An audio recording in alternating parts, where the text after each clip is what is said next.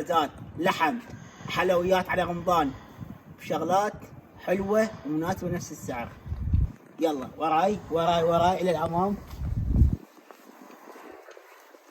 هلا والله شباب، شلونكم؟ شو اخباركم؟ يا رب كلكم بخير. رجعت لكم فيديو جديد حبايب. انا حالي محل شريف الديزاين، اسم الشارع بوانيش دراسة رقم 16. يبيع شغلات حلوة وان شاء الله على رمضان راح تبيع الشغلات وكل باسعار مناسبة وعليه خفض.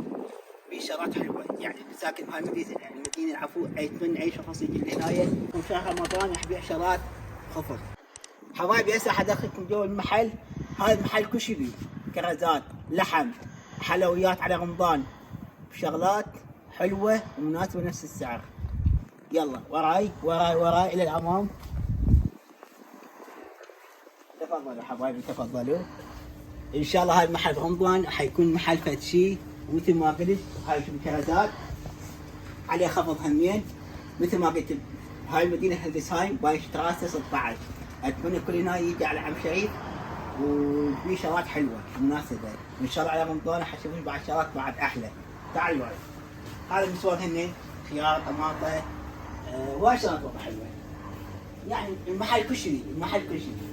هاي اللحوم، أنواع اللحوم ولحوم تازة وفريش فد شيء، وإن شاء الله إنه يعجبكم هذا كل شيء قاعد أسوي لكم. يعني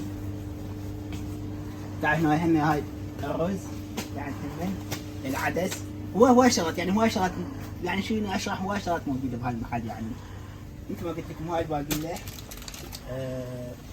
هاي بياض الشاي كل شيء موجود يعني.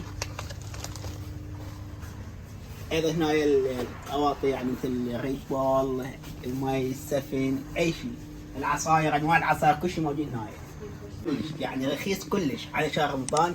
مثل ما قلت لكم شهر رمضان كل شيء حيكون خفض، كل شيء حيكون بسعر مناسب كلش رخيص ان شاء الله. وتعالوا هاي المحل، تعالوا هاي المحل راح تجيبون كل شيء شغلات. تحياتي لكم، ربي يحفظكم. ان شاء الله هذا الفيديو عجبكم. اذا عجبكم حطوا لايك واشتركوا في القناه. وتعالوا عم شريف الديزاين بايش تراسه 16.